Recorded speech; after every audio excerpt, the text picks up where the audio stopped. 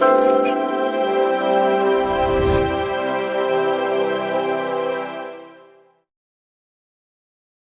ఇంకా ఎవరికి రాకుండా ప్రొద్దుటూరులో ఏ సందులో అయినా కెమెరా పనిచేసేటట్టు చేయండి సార్.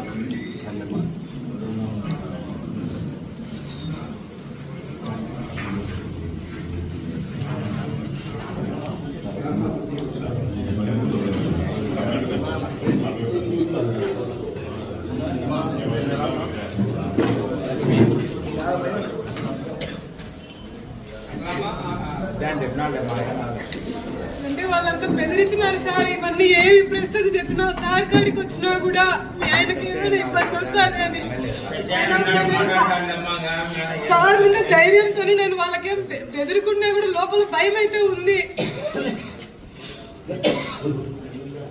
నిన్న రాత్రి ఇంటికి వచ్చినా కూడా చెప్తున్నారు సార్, ఎక్కడ ఏ పోలీస్ స్టేషన్ లో పెట్టకుండా ఎల్లాల దగ్గర నిమ్మకాయల సుధాకర్ రెడ్డి గెస్ట్ హౌస్ లో పెట్టినారంటే సార్. ఈయన పెట్టి అతన్ని ఒక రూమ్ లో, మా మర్దిని ఒక రూమ్ లో, ఈయనను సపరేట్ గా పెట్టి అతన్ని కొట్టడం ఈయనకు చూపిస్తున్నారంటే సార్ లైవ్ లో.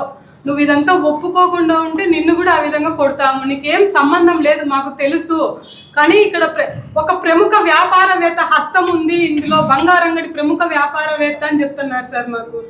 అందుకు నిన్ను హింసిస్తున్నాము, నీది ఏం తప్పు లేదని తెలుసు మాకు, కానీ నువ్వు ఒప్పుకోవాలి ఇదంతా మీ తమ్ముడివి, లేదా నీకు ఆ పరిస్థితి తెస్తాము అని అతన్ని కొట్టేవంతా ఈయనకు చూపిస్తూ ఉండారండి సార్. నాకు ఎమ్మెల్యే దగ్గరికి వెళ్ళినాక నాకు మా ఆయనతో మాట్లాడిచ్చేటప్పుడు మీ భార్యని ఇంటికి వెళ్ళమని సార్ దగ్గర నుంచి గుండెల మీద గన్ను పెట్టి బెదిరిస్తున్నారండి సార్. నువ్వు ఇంటికి వెళ్ళమని చెప్పు, కడపలో ఉండాలని చెప్పు, నన్ను ఏ పోలీసు వాళ్ళు తీసుకెళ్ళాలా అని చెప్పు అని ఆయన అదే విధంగానే చెప్పినాడు. నేను కడపలో ఉండా, కడప నుంచి మా ఫ్రెండ్స్ వచ్చినారు, కడపకి వెళ్తున్నా, నేను వస్తా ఇంటికి అని.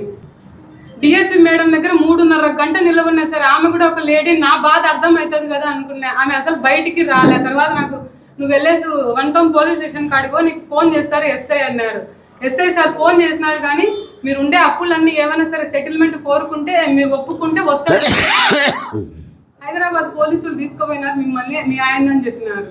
ప్రెస్ వాళ్ళకి ఎందుకు చెప్పినావు అని సార్ నన్ను విజయవాడ నుంచి వచ్చిన వసంత్ సార్ అంట ఆయన, నన్ను ప్రెస్ వాళ్ళతో నువ్వు ఇంత పని చేసి రచ్చ చేస్తావా, ఎమ్మెల్యే దగ్గరికి ఎందుకు పోయినావు, నువ్వు ఆడామంటే ఏడుస్తా కూర్చోవాలా భర్త కనపరాకుండా ఉంటే, నువ్వు ఇట్లా రోడ్లు పట్టుకొని తిరుగుతున్నావు అంటే. నేను నడి రోడ్లో నా భర్తను తీసుకుపోయినాడు సార్.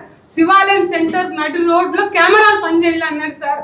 పల్లెల్లో సీసీ కెమెరాలు పనిచేస్తున్నాయి, అట్లాంటిది నాకు ఆ నిమిషం సీసీ కెమెరాలు పనిచేయకుండా చేసినారా, నాకు ఎక్కడికి ఏం జరిగింది తెలియనీయకుండా చేసినారు వాళ్ళు.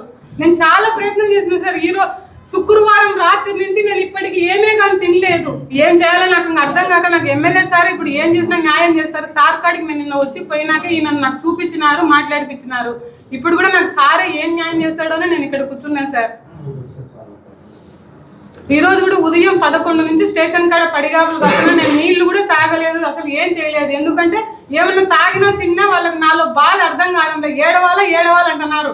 ఆడవాళ్ళు పుట్టింది ఏడుస్తా కూర్చోనికని వాళ్ళకి అర్థం కావడం లేదు. ఒక మేడం, డిఎస్పీ మేడం కూడా ఏడుస్తా కూర్చొని ఈరోజు సొసైటీలోకి వచ్చి ఆమె డిఎస్పీనే కాలేదు. అట్లాంటి ఆమె కూడా అసలు బయటికి రాలే, మాట్లాడడంలే. అంతో ఇంతో నాకు హెల్ప్ చేసిన ఆయన సార్.